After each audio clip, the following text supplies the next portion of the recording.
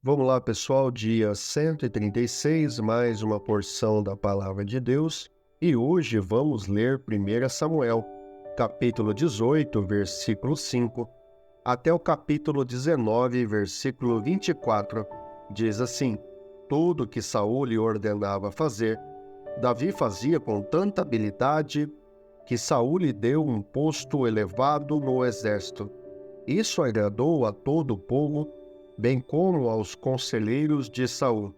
Quando os soldados voltavam para casa, depois que Davi matou o filisteu, as mulheres saíram de todas as cidades de Israel ao encontro do rei Saul, com cânticos e danças, com tamborins, com músicas alegres e instrumentos de 3 cordas.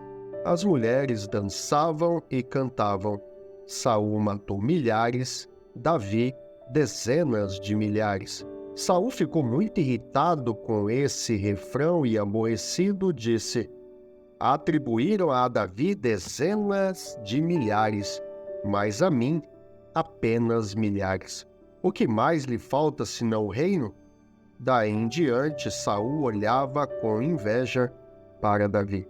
No dia seguinte, um espírito maligno, mandado por Deus, apoderou-se de Saul, e ele entrou em transe em sua casa, enquanto Davi tocava a harpa, como costumava fazer. Davi estava com uma lança na mão e a atirou, dizendo: Encravarei Davi na parede. Mas Davi desviou-se 2 vezes. Saul tinha medo de Davi, porque o Senhor o havia abandonado e agora estava com Davi. Então afastou Davi de sua presença e deu-lhe o comando de uma tropa de 1000 soldados, que Davi conduzia em suas campanhas. Ele tinha êxito em tudo o que fazia, pois o Senhor estava com ele. Vendo isso, Saul teve muito medo dele. Todo Israel e todo Judá, porém, gostavam de Davi, pois ele os conduzia em suas batalhas. Saul disse a Davi: Aqui está a minha filha mais velha, Merabe. Eu a darei em casamento a você. Apenas sirva-me com bravura e lute as batalhas do Senhor. Pois Saul pensou: Não matarei. Deixo isso para os filisteus. Mas Davi disse a Saul: Quem sou eu? E o que é minha família ou o clã de meu pai em Israel, para que eu me torne genro do rei? Por isso, quando chegou a época de Merabe, a filha de Saul, ser dada em casamento a Davi, ela foi dada a Adriel de Meolá. Mical, a outra filha de Saul, gostava de Davi.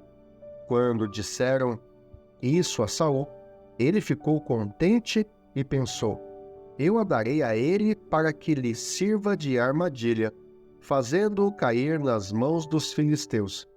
Então Saul disse a Davi: Hoje você tem uma segunda oportunidade de tornar-se meu genro.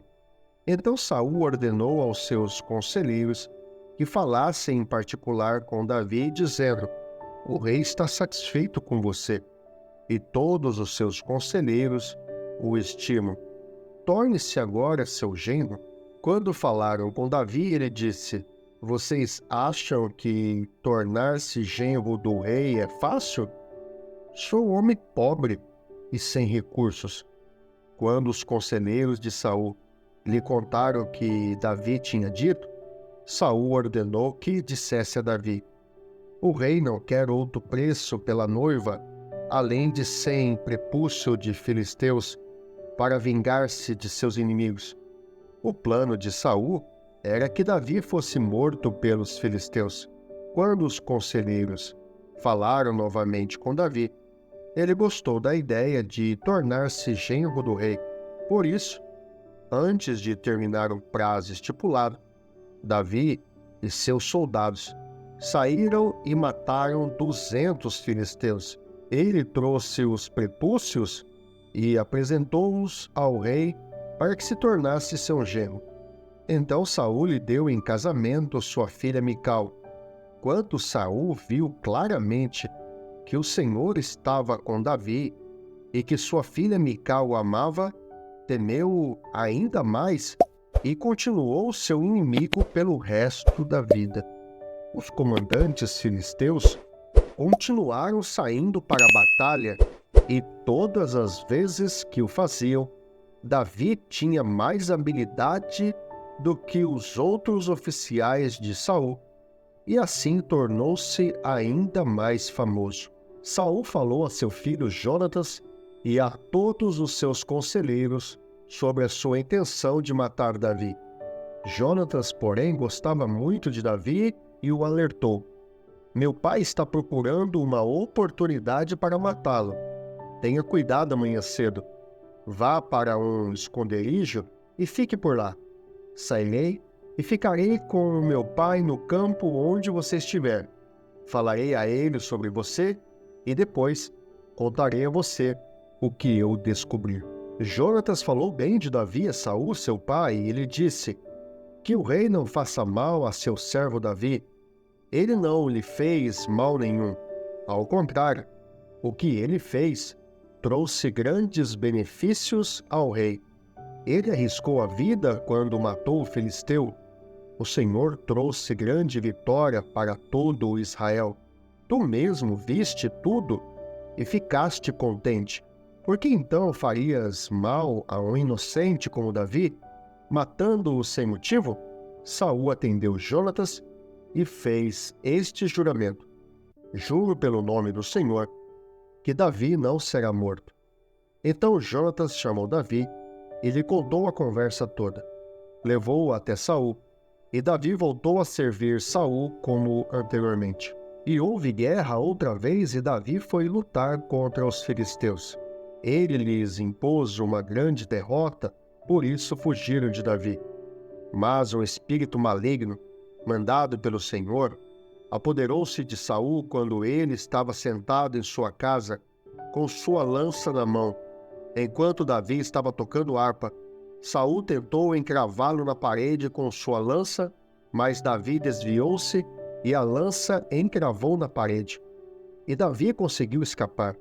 Naquela mesma noite, Saul enviou alguns homens à casa de Davi para vigiá-lo e matá-lo de manhã. Mas Mical, a mulher de Davi, o alertou: se você não fugir esta noite para salvar a sua vida, amanhã estará morto. Então Mical fez Davi descer por uma janela e ele fugiu. Depois Mical pegou um ídolo do clã e o deitou na cama. Pôs uma almofada de pelo de cabra na cabeceira e o cobriu com um manto. Quando chegaram os homens que Saul tinha enviado para prender Davi, Mical disse: ele está doente. Então Saul enviou os homens de volta para verem Davi, dizendo: traga-no até aqui em sua cama para que eu o mate. Quando, porém, os homens entraram, o ídolo do clã estava na cama e na cabeceira havia uma almofada de pelos de cabra. Saul disse a Mical: por que você me enganou desse modo e deixou que o meu inimigo escapasse? Ela lhe respondeu: ele me disse que o deixasse fugir, senão me mataria. Depois que fugiu, Davi foi falar com Samuel em Ramá. Ele contou tudo o que Saul lhe havia feito. Então ele e Samuel foram a Naiote e ficaram lá. E Saul foi informado: Davi está em Naiote, em Ramá. Disseram-lhe. Então Saul enviou alguns homens para capturá-lo. Todavia, quando viram um grupo de profetas profetizando, dirigidos por Samuel, o Espírito de Deus apoderou-se dos mensageiros de Saul, e eles também entraram em transe.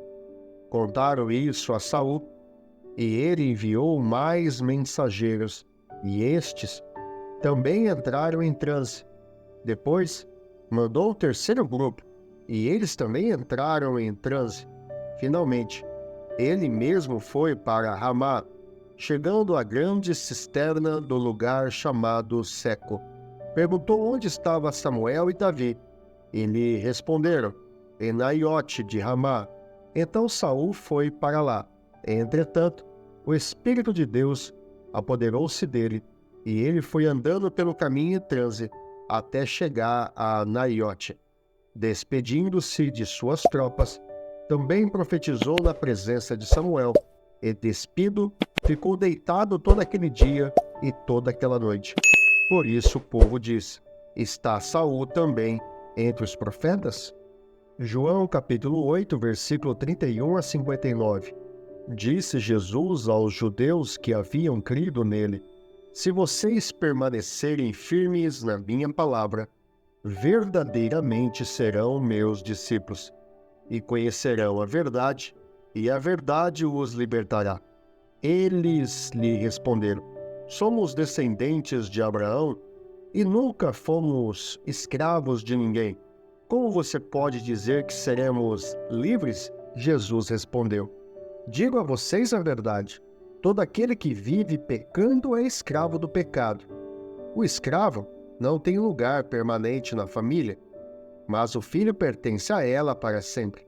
Portanto, se o filho os libertar, vocês de fato serão livres. Eu sei que vocês são descendentes de Abraão. Contudo, estão procurando matar-me, porque em vocês não há lugar para a minha palavra. Eu estou dizendo que vim na presença do Pai, e vocês fazem o que ouviram do pai de vocês. Abraão é o nosso pai, responderam eles. Disse Jesus: se vocês fossem filhos de Abraão, fariam as obras que Abraão fez. Mas vocês estão procurando matar-me, sendo que eu falei a vocês a verdade que ouvi de Deus. Abraão não agiu assim. Vocês estão fazendo as obras do pai de vocês. Protestaram eles: nós não somos filhos ilegítimos. O único pai que temos é Deus. Disse-lhes Jesus: se Deus fosse o pai de vocês, vocês me amariam, pois eu vim de Deus e agora estou aqui. Eu não vim por mim mesmo, mas ele me enviou. Por que a minha linguagem não é tão clara para vocês? Por que são incapazes de ouvir o que eu digo?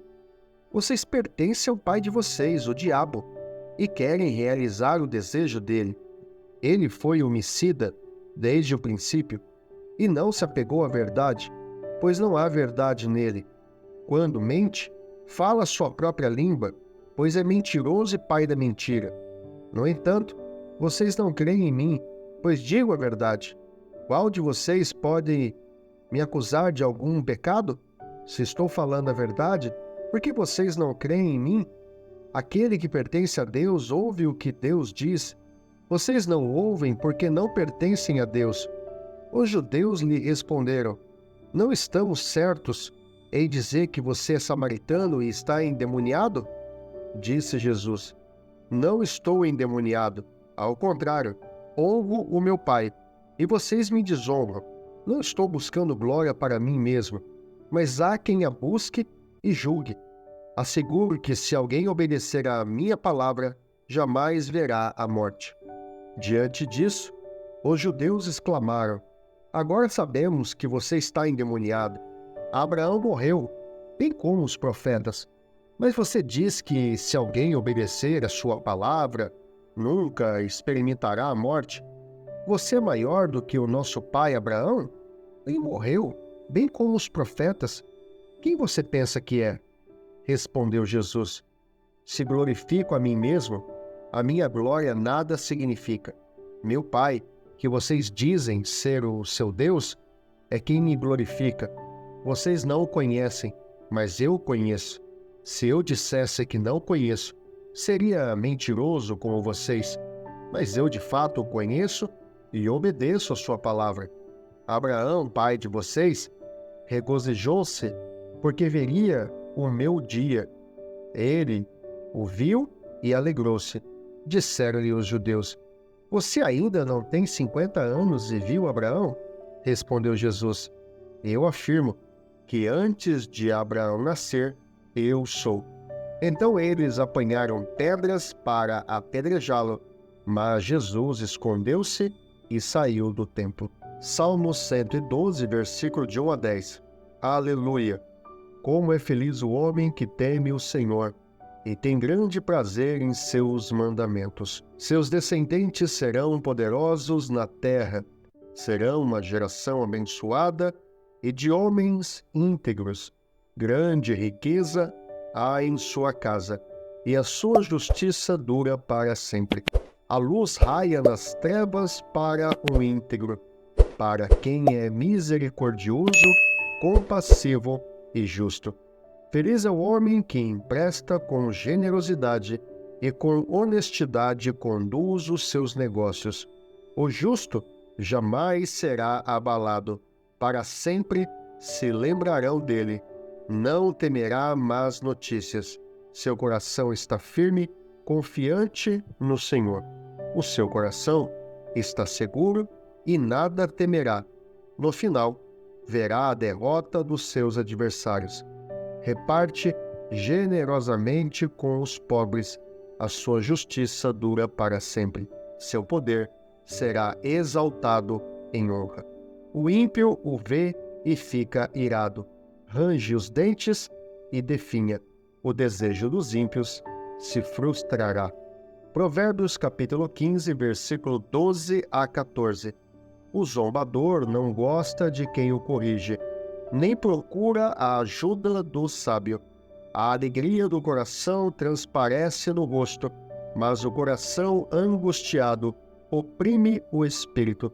O coração que sabe discernir busca o conhecimento, mas a boca dos tolos alimenta-se de insensatez. Louvado seja Deus! E esse foi o dia 136 da porção da Palavra de Deus.